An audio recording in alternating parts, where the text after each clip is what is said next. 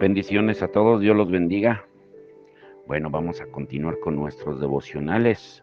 El día de hoy veremos, recuerden que estamos viendo las 7 señales de un discipulado emocionalmente sano y estábamos viendo de que hacer del amor la medida de la madurez, como estudiamos el viernes y ayer, pues es la señal número 5.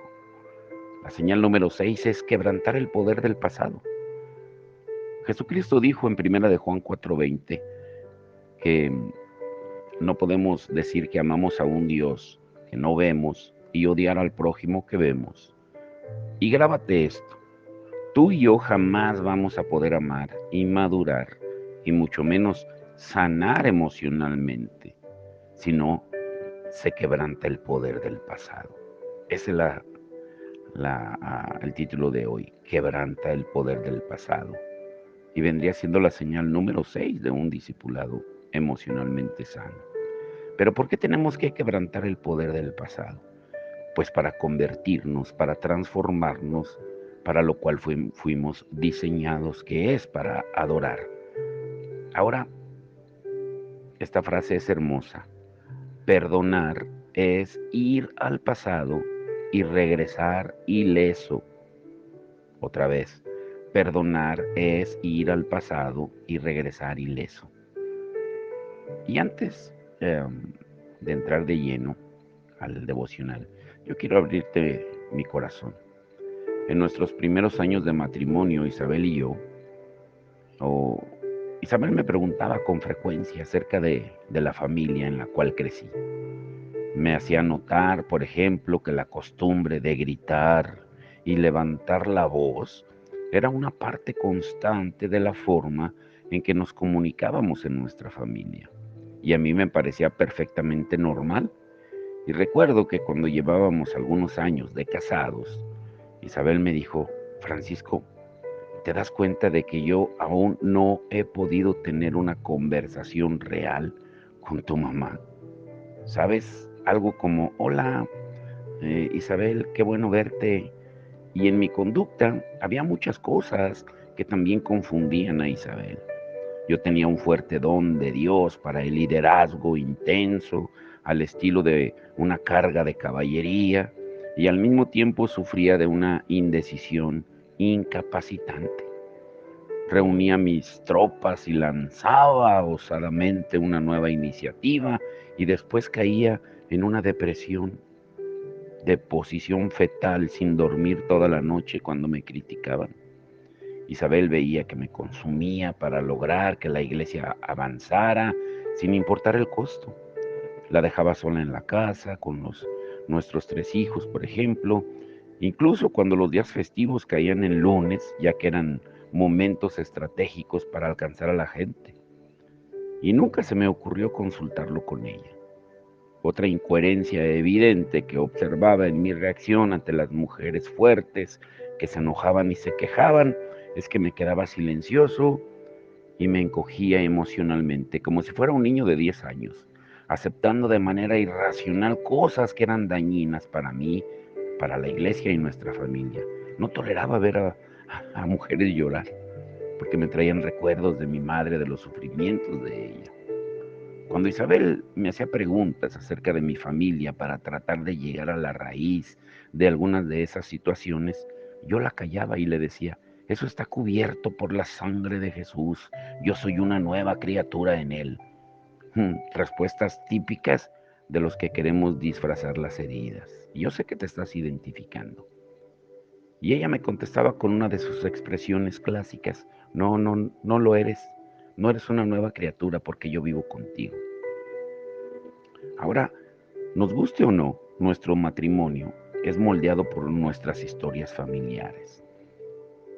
En mi caso personal, Cristo había transformado mi vida de muchas maneras, tal como explica Pablo en Romanos y Gálatas. En el mismo momento en que me convertí en cristiano, Dios me declaró perdonado y me liberó del castigo merecido por mis pecados. Por su gracia, ahora era un miembro pleno de su familia. Y sí, mi niñez tuvo sus puntos altos y bajos, pero ¿acaso no le sucede esto a todo el mundo? Y ciertamente yo no me dedicaba a culpar a mis padres por todos los problemas de mi vida. Mi actitud era esta: ahora estoy en la familia de Dios, mi vida está guiada por mi compromiso con Jesús y mi amor por Él. Y estoy haciendo muchas cosas diferentes a las que se hacían en mi familia de origen. No guardo rencor, hago las labores de la casa, cambio pañales, me he dedicado a lograr que el mundo conozca a Jesús. Y la lista era algo escasa, pero sentía que reflejaba las formas en las cuales ciertamente había cambiado. No obstante, era lamentable que también reflejara lo ciego que era, a lo mucho que las herencias negativas que había recibido de mi familia de origen aún dominaban mi vida cotidiana, especialmente mi liderazgo y ministerio. Y lamentablemente me resistía a todo lo que me exigiera reflexionar sobre la forma en que mi pasado me pudiera estar afectando en el presente. Y escuchen bien esto. Dios en su soberanía decidió que naciéramos en una familia en particular, cada uno de nosotros, en un lugar determinado. Y en un cierto momento de la historia, esa decisión nos ofreció ciertas oportunidades y ciertos dones. Al mismo tiempo, nuestras familias también nos habían entregado otros patrones que no eran bíblicos, los cuales estaban profundamente enraizados en nuestras relaciones y vidas. De hecho, las escrituras y la vida misma nos enseñan que existe una relación compleja e intrincada entre la clase de personas que somos hoy y nuestro pasado. Y por esta razón, una de las mayores tragedias que hemos visto en la iglesia es la del gran número de personas incapacitadas por su pasado, desconociendo que su pasado tiene un impacto en su presente. Esas personas sepultan o reducen al mínimo la historia familiar que vive dentro de ellas y se conforma con una vida cristiana limitada, en la cual se hallan espiritual y emocionalmente atascadas. Si vamos a ayudar a las personas a vivir poniendo de manifiesto su propio y único ser dado por Dios en Jesús, es necesario que las equipemos a fin de que puedan romper con el poder del pasado que las retiene. Numerosas fuerzas externas pueden causarnos un impacto, pero la familia en la cual crecimos es la primordial entre ellas y, con la excepción de unos pocos casos, constituye el sistema más poderoso que moldea a la persona que somos e influye sobre ellos, sobre todo. Por eso, número uno, necesitamos retroceder para poder avanzar. Las escrituras nos ofrecen un método bíblico en tres partes para un discipulado que nos libere del poder del pasado. Número uno es reconocer cómo las bendiciones y los pecados de tu familia hasta la tercera o cuarta generación tienen un profundo impacto en el ser humano que eres hoy. Número dos, reconocer que has nacido en una nueva familia, la familia de Jesús. Y número tres, desechar los patrones pecaminosos de tu familia y tu cultura de origen para aprender cómo vivir en la nueva familia de Jesús.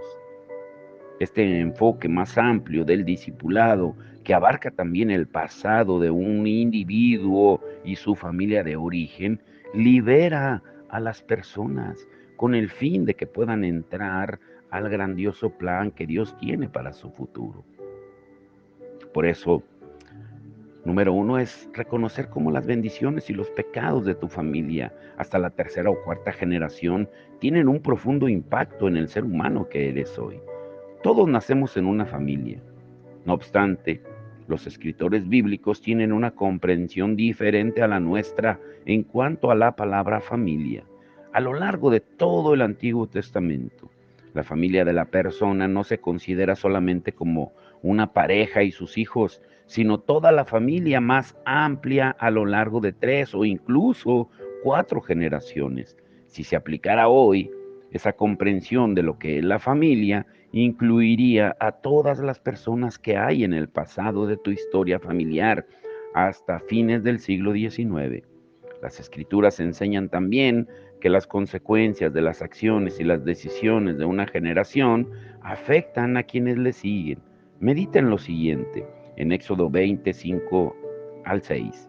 Yo, el Señor tu Dios, soy un Dios celoso. Cuando los padres son malvados y me odian, yo castigo a sus hijos hasta la tercera y cuarta generación.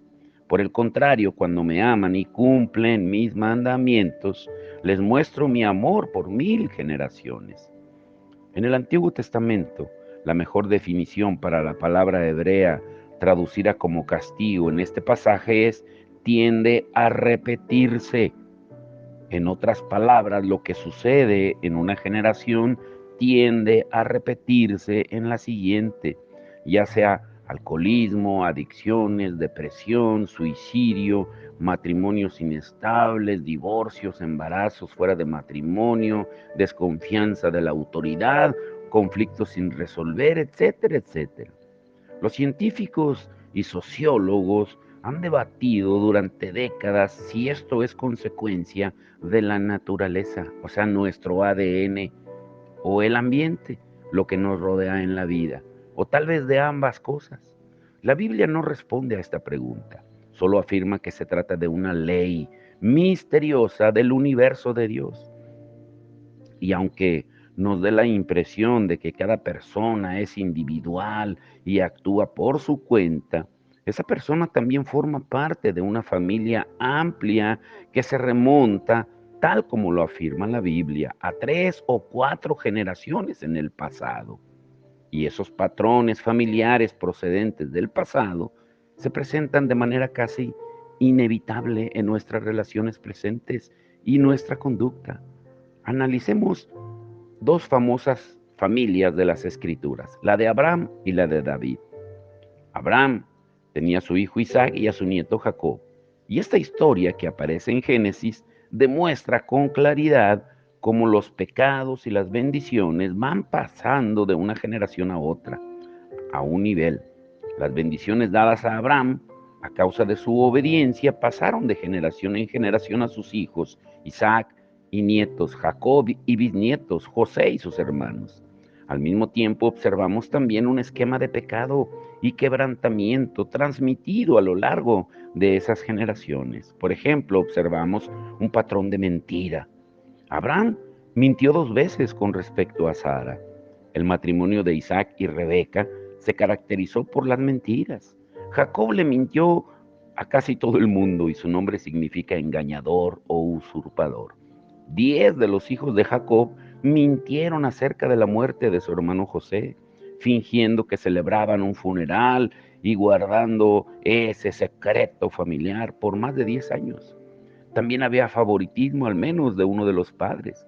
Abraham tenía a su favorito Ismael, Isaac favoreció a Esaú, Jacob favoreció a José primero y más tarde a Benjamín. Y el distanciamiento entre los hermanos, ese era muy frecuente. Isaac e Ismael se mantuvieron alejados el uno del otro. Jacob huyó de su hermano Esaú y estuvieron totalmente alejados durante años. José estuvo alejado de sus hermanos durante más de una década.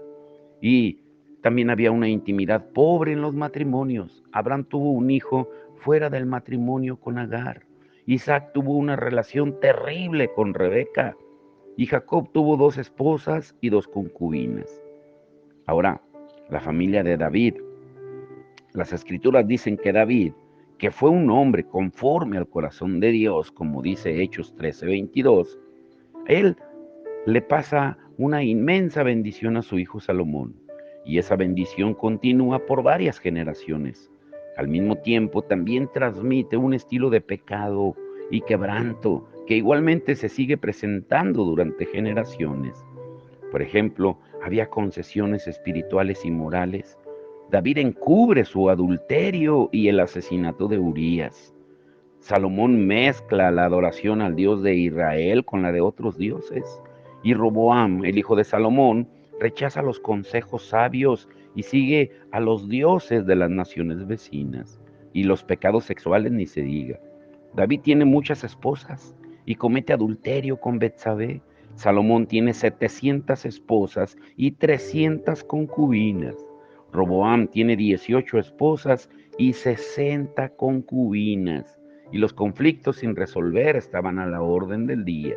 David experimenta tensiones con sus 7 hijos mayores. Absalón, medio hermano de Salomón, mata a su hermano y trata de matar a David, su padre también. Y Roboam divide el reino con su hermano y divide a Israel en dos. Dios permite que historias como estas queden registradas para enseñarnos. Necesitamos leerlas con un verdadero detenimiento profundamente, como dice Primera de Corintios 16. Y lo que esto implica para los que guiamos y discipulamos a otros está claro. Es imposible ayudar a las personas a liberarse de su pasado sin una comprensión de la familia en la cual crecieron, a menos que comprendamos el poder que el pasado ejerce sobre lo que somos en el presente. Es inevitable que repitamos esos patrones en nuestras relaciones, tanto dentro de la iglesia como fuera de ella. Número 2, reconocer que has nacido en una nueva familia, la familia de Jesús. La hermosa noticia, la noticia grandiosa que nos trae el Evangelio es que tu familia de origen no es la que determina tu futuro, es Dios el que lo hace. No solo hemos sido perdonados, sino que también hemos sido libertados, liberados del poder del pecado presente en nuestras familias a lo largo de generaciones. La vida misma de Dios en la persona de su Espíritu Santo reside ahora en nuestro interior. Hemos recibido un nuevo corazón, una nueva naturaleza y un nuevo espíritu, como dice Ezequiel 36, 25 al 27. Cuando depositamos nuestra fe en Cristo, nacemos de nuevo espiritualmente por medio del Espíritu Santo en la familia de Jesús. Se nos transfiere de las tinieblas al reino de la luz. Lo que determina nuestra identidad ya no es la sangre de nuestra familia biológica, sino la sangre de Jesús. Se trata de un radical y nuevo comienzo. La manera más significativa que tiene el Nuevo Testamento de referirse a lo que es convertirse en cristiano, es hablando de ser adoptado en la familia de Dios, como dice Romanos 8, 14 al 17. Y el apóstol Pablo usó la práctica familiar de la adopción usada por los romanos para comunicar esta profunda verdad, haciendo notar que ahora nos encontramos, nos hallamos en una relación nueva y permanente con un nuevo Padre, Dios. Nuestras deudas, los pecados han sido cancelados. Se nos ha dado un nuevo nombre cristiano y una nueva herencia, libertad, esperanza, gloria, los recursos del cielo y nuevos hermanos y hermanas del mundo entero. En el mundo antiguo de Jesús, honrar al padre y a la madre era algo a lo que se le atribuía un valor extremadamente elevado. No obstante, Jesús llamó sin vacilación alguna a hombres y mujeres para que dejaran a su familia biológica con el fin de seguirlo a él, diciendo en Mateo 10:37, el que quiere a su padre o a su madre más que a mí, no es digno de mí. Jesús definía a su nueva familia como la formada por aquellos que hacen su voluntad y lo escuchan. Él mismo lo dijo en Lucas 8, 19 al 21. Para el creyente, la iglesia es ahora la primera familia. Escúchalo bien. Para el creyente, perdón, la iglesia es ahora la primera familia. Aunque en el Nuevo Testamento hay 96 metáforas acerca de la iglesia, entre ellas las que hablan de un cuerpo, una casa y una esposa, la de la iglesia como familia es la que se usa con mayor frecuencia.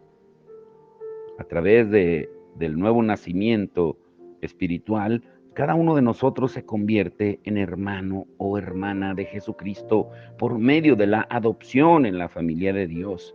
Y en consecuencia somos hermanos y hermanas entre nosotros. Por eso nos decimos así. Los esposos y las esposas son ante todo hermano y hermana en Jesucristo, antes que ser esposo y esposa. Los hijos y las hijas son también hermanos y hermanas de su padre y madre antes que ser hijos e hijas. El Nuevo Testamento da por sentado que el crecimiento hacia la madurez como discípulo tiene lugar dentro del contexto de una iglesia local sana. La intención de Dios es que nuestras iglesias locales sean comunidades donde de una manera lenta pero segura seamos reeducados para vivir la vida al estilo de Cristo. Y número 3 es desechar los patrones pecaminosos de tu familia de origen y tu cultura para aprender cómo vivir en la nueva familia de Jesús, perdonen. Pero ¿hasta qué punto podemos volver atrás para comprender cómo nuestro pasado nos ha moldeado y determinará en gran medida nuestra capacidad para romper patrones destructivos, transmitir legados positivos y ser transformados en Cristo, de manera que podamos ofrecer nuestra vida como un don para el mundo? Entonces, ¿por qué no está sucediendo esto en la mayoría de nuestras iglesias? ¿Por qué la mayoría de las personas que pertenecen a nuestras iglesias no son radicalmente distintas a sus vecinos que no se congregan, aunque oren, lean la Biblia y asistan a los cultos de adoración? La respuesta es que no hemos tomado en serio el llamado de Jesús a romper con el pasado y llevar a la práctica el tercer punto del método bíblico del discipulado: desechar los patrones de pecado de nuestra familia y nuestra cultura originales y aprender a vivir una vez más a la manera de Dios dentro de la nueva familia de Jesús. Por eso, aunque Jesús, escúchalo bien y grábate muy bien esto, aunque Jesús viva en nuestro corazón, es posible que nuestro abuelo siga viviendo en nuestros huesos. Esto es para entendidos, otra vez. Aunque Jesús viva en nuestro corazón, es posible que nuestro abuelo siga viviendo en nuestros huesos. En otras palabras, los que nos predecedieron en nuestro árbol familiar, nuestros abuelos, dejan una larga sombra, incluso generaciones después de haber desaparecido. Por lo tanto, cada discípulo necesita darle una mirada al quebrantamiento y el pecado de su familia y su cultura. Pero es un trabajo difícil, pero debemos esforzarnos en hacer esto, en hacer de nuestra congregación, en nuestra familia, hacerlo. Ahora, escucha muy bien esto, esta es la parte importante. Aquí vamos a dar un giro radical en cómo hacerlo. La palabra de Dios dice en 2 Corintios 5:17 que ahora somos nuevas criaturas. O sea, no tenemos que vivir en la naturaleza pasada, porque ahora tenemos una nueva naturaleza. Pero ¿qué tipo de adoración, de naturaleza tenemos? Bueno, se supone que ahora somos eh, hijos de Dios adoptados por el Señor y tenemos una naturaleza de adoradores. ¿Qué quiere decir? ¿Qué es o quién es el único tipo de personas que el Padre busca? La palabra lo dice y Jesús lo dijo claro en Juan 4:23 al 24. Verdaderos adoradores. Pero antes necesitamos de verdad nacer de nuevo, tener una verdadera naturaleza de adoración para poder ser verdaderos adoradores. Y puede parecer extraño para algunos que dediquemos un estudio a la relación entre la adoración y la naturaleza que Dios ha creado. La sorpresa desaparece cuando recordamos algunas de las afirmaciones que leímos en la palabra de Dios y sobre todo al recordar la razón de la existencia del mundo que nos rodea.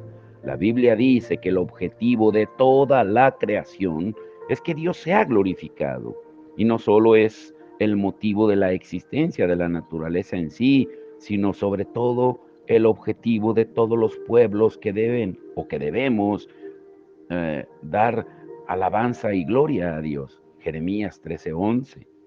Dios es único y como tal merece la adoración de todos los pueblos. Isaías 45:6 dice: yo soy el Señor y no hay otro. Reconocerle a Él como único y su adoración como exclusiva es el primer paso para comprender el papel de nuestra propia existencia y dejar tu pasado atrás. El pueblo de Dios fue creado para proclamar su grandeza. Dios nos creó para Él, para alabanza de su gloria, Efesios 1:6. No por ninguna otra razón, eso ya lo hemos estudiado. Cuando la creación, el mundo o nosotros mismos olvidamos esta primera verdad, pues olvidamos también el sentido mismo de nuestras vidas. Isaías 43:21 dice: el pueblo que he formado para mí proclamará mi alabanza. Y de la misma manera la naturaleza fue creada para proclamar la gloria de Dios y su alegría por sus obras. El propósito de la creación no es otro que la alabanza a Dios. Salmo 96:1 dice: alégrense cielos y regocíjese la tierra. Las iniciales de las 4 palabras que componen este versículo en hebreo forman un acróstico con el nombre de Dios: YHWH, como ya hemos visto en estudios anteriores. Recuerda, la naturaleza fue creada para proclamar la gloria de Dios y su alegría por sus obras. Entenderlo nos va a ayudar a soltar el pasado. Esa misma frase se repite en varias ocasiones a lo largo de diferentes libros de la Biblia, como si Dios quisiera definirse a sí mismo en base a su creación. Dios hizo el mundo para que le adore y fuese feliz en sus obras. Y en ello está su misma esencia. La naturaleza vive y muestra su belleza en alabanza a su creador. Y de hecho la Biblia nos enseña que aún en el momento de la creación, las estrellas y los ángeles adoraban a Dios, como dice Job 4:7. Por eso, adorar con alegría es un arma poderosa para romper toda la influencia del pasado y quebrantar en nuestra nueva naturaleza. Adorar con alegría, cantar con gozo, expresar nuestro amor a Dios en cualquier lugar tiene mucha más trascendencia de lo que pensamos, porque la naturaleza sabe que estamos rindiendo nuestra vida a Dios. El mismo deseo de Dios de estar con nosotros y de recibir nuestra adoración se extiende a todo lo creado sin excepción. Escuchen este Salmo 96. Cantad al Señor un cántico nuevo. Cantad al Señor toda la tierra. Cantad al Señor, bendecid su nombre. Proclamad de día en día las buenas nuevas de su salvación. Contad su gloria entre las naciones, sus maravillas entre todos los pueblos, porque grande es el Señor y muy digno de ser alabado. Temible es Él sobre todos los dioses, porque todos los dioses de los pueblos son ídolos, mas el Señor hizo los cielos. Gloria y majestad están delante de Él, poder y hermosura en su santuario. Tributad al Señor, oh familias de los pueblos. Tributad al Señor gloria y poder. Tributad al Señor la gloria debida a su nombre. Traed ofrenda y entrad en sus atrios. Adorad al Señor en vestiduras santas. Temblad ante su presencia toda la tierra. Decide entre las naciones: el Señor reina. Ciertamente el mundo está bien afirmado, será inconmovible. Él juzgará a los pueblos con equidad. Alégrense los cielos y regocíjense la tierra. Ruja el mar y cuanto contiene. Gócese el campo y todo lo que hay en él. Y entonces todos los árboles del bosque cantarán con gozo delante del Señor, porque Él viene a juzgar la tierra. Juzgará al mundo con justicia y a los pueblos con su fidelidad. Esto está poderoso. Podemos decir, sin temor a equivocarnos, que los sonidos que escuchamos en la naturaleza son sonidos de alabanza a Dios. Por eso la Biblia nos enseña que la naturaleza glorifica a su Creador en Isaías 43:20 y 21, y que la alegría se extiende por toda la naturaleza en un contagio cósmico. En el Salmo 65:8 dice: tú haces cantar de júbilo a la aurora y al ocaso. Cuando adoramos a Dios y nos regocijamos en Él, damos gloria a su nombre. Por eso, alégrense cielos y regocíjese la tierra, como leímos. Santificamos su nombre delante de todos los seres, porque vivimos en la voluntad de Dios. Expresar gozo y alegría es algo que necesitamos. y que Dios espera de nosotros. La humanidad lo hace en infinidad de situaciones diferentes, a través de las artes, los deportes, los premios, los logros en el trabajo, fiestas, sin reconocer lo que Dios hace por ellos. Cuando disfrutamos en la presencia de Dios y somos felices delante de Él, estamos mostrando la gloria de Dios a todos los que nos rodean y también a la naturaleza. Toda la naturaleza le debe alabanza al Creador. Y quiero dejarte para que medites en esto último. Te voy a dar una cascada de escrituras, pero antes leamos el Salmo 148 y estúdialo en tu casa. Alabad al Señor desde los cielos, alabadle en las alturas, alabadle todos sus ángeles, alabadle todos sus ejércitos, alabadle sol y luna, alabadle todas las estrellas luminosas, alabadle cielos de los cielos y las aguas que están sobre los cielos, alaben ellas el nombre del Señor, pues Él ordenó y fueron creados. Los estableció eternamente y para siempre, les dio ley que no pasará. Alabad al Señor desde la tierra, monstruos marinos y todos los abismos, fuego y granizo, nieve y bruma, viento tempestuoso que cumple su palabra, los montes y todas las colinas, árboles frutales y todos los cedros, las fieras y todo el ganado, reptiles y aves que vuelan, reyes de la tierra y todos los pueblos, príncipes y todos los jueces de la tierra, jóvenes y también doncellas. Los ancianos junto con los niños, alaben ellos el nombre del Señor, porque solo su nombre es exaltado, su gloria es sobre tierra y cielos. Él ha exaltado el poder de su pueblo. Alabanza para todos sus santos, para los hijos de Israel, pueblo a él cercano. Aleluya. Observa todos los detalles que acabamos de leer. Número 1 dice los cielos, las alturas. Verso 3 dice sol y luna, las estrellas luminosas. Verso 4, los cielos de los cielos y las aguas que están sobre los cielos. El verso 7, desde la tierra, monstruos marinos y todos los abismos. Verso 8, fuego y granizo, nieve y bruma, viento tempestuoso. Verso 9, los montes y todas las colinas, árboles frutales y todos los cedros. Verso 10, las fieras y todo el ganado, reptiles y aves que vuelan. El nombre del Señor es exaltado y su gloria es sobre tierra y cielos. Verso 13. Si incluye toda la creación, ¿cómo no va a incluir las familias de la tierra? Basta con seguir la descripción que hace la canción para comparar sus enseñanzas con otras partes de las Escrituras. Por ejemplo, en el Salmo 97:1, Isaías 24:15, dice que alaban a Dios los mares, la tierra y lo que hay en ellos. En el Salmo 98:8, las olas aplauden gozosas. Salmo 94:3, las tormentas alzan su voz en alabanza. Salmo 104, verso 12, las aves elevan sus trinos a Dios. Salmo 96:12, el campo y los árboles. Isaías 42:11, el desierto y los montes. Isaías 43:20 y 21, las bestias del campo. Salmo 69:34, 19:1 y 2, y Salmo 89:5, los cielos y la tierra. Salmo 65:13, las praderas y los valles, las islas, sus moradores, las profundidades de la tierra, los montes, bosques, todo árbol, porque el Señor ha redimido a Jacob.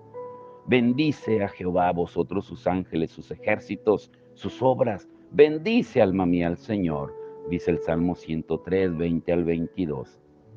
El libro de canciones del pueblo de Dios, el libro central de la Biblia y el más utilizado por nuestro Señor Jesucristo y todos los escritores del Nuevo Testamento, termina afirmando y exigiendo, Salmo 150, verso 6, todo lo que respira, alabe al Señor. Y si tú respiras, tú debes de alabar al Señor.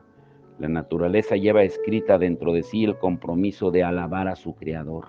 Aún a pesar del pecado del hombre y de sus consecuencias, todavía podemos contemplar un reflejo de la belleza del Creador en todas sus obras. y de una manera que ahora no podemos comprender las obras de Dios. Saben que deben su alabanza al Altísimo, porque todo lo que respira necesita alabar al Señor. Todo lo que hay en la naturaleza creada por Dios lleva en sí un reflejo de su gloria. El día y la noche, las estrellas, los animales, las plantas y los árboles, el mar y lo que hay en él. La naturaleza tiene una manera de adorar a Dios cuando transmite el reflejo de la belleza y la gloria de su Creador. Por eso nunca olvides esto. La redención de Dios alegra a la naturaleza, que eso será lo que veremos mañana. Por eso tú jamás vas a poder quebrantar el poder del pasado, de tu pasado, si no te transformas en un adorador. Esto es profundo, no es para todos. Por eso el único tipo de personas que el Señor busca son adoradores. Un adorador tiene dentro de sí la capacidad para quebrantar el poder del pasado. Padre, en el nombre de Jesús, te damos toda la gloria y toda la honra en el nombre de Jesucristo. Señor, glorifícate en tu palabra el día de hoy, que podamos entender el poder que tiene la alabanza, la adoración. Por eso, como hoy lo estudiamos, no hay ninguna parte, por mínima que sea en el universo, en todo lo creado, que no te dé gloria, que no te dé alabanza. Pero cuando el enemigo nos roba el gozo de la alabanza, de la adoración, y nos hace vivir en el pasado, sumergidos en melancolía y tristezas y depresiones, nos roba el gozo de la adoración, de la alabanza hacia ti, Señor. Y olvidamos que la adoración y la alabanza son armas poderosas. Por eso toda la creación te alaba, Señor. Por eso hoy, Señor, más que nunca necesitamos adorar. Adorarte, Señor, por lo que tú eres, por lo que tú haces, por todo lo que harás, porque eres un Dios de amor eterno, un Dios de una fidelidad eterna, Señor. Que hoy podamos entenderlo y que hoy te alabemos como nunca para quebrantar ese poder del pasado. Y que podamos entender, como tú nos hablaste hoy, que nuestra verdadera familia no es la familia biológica, sino la familia en el espíritu. No podemos vivir del pasado ni tratar de arrastrarlos, de convencerlos nosotros si tú no lo haces. Porque tú eres quien elige en tu soberanía quienes forman la familia, quienes somos adoptados, quienes somos salvados, quienes somos redimidos y quienes somos transformados en nuestra naturaleza en adoradores. Te damos la gloria y la honra en el nombre de Jesucristo. Amén y amén.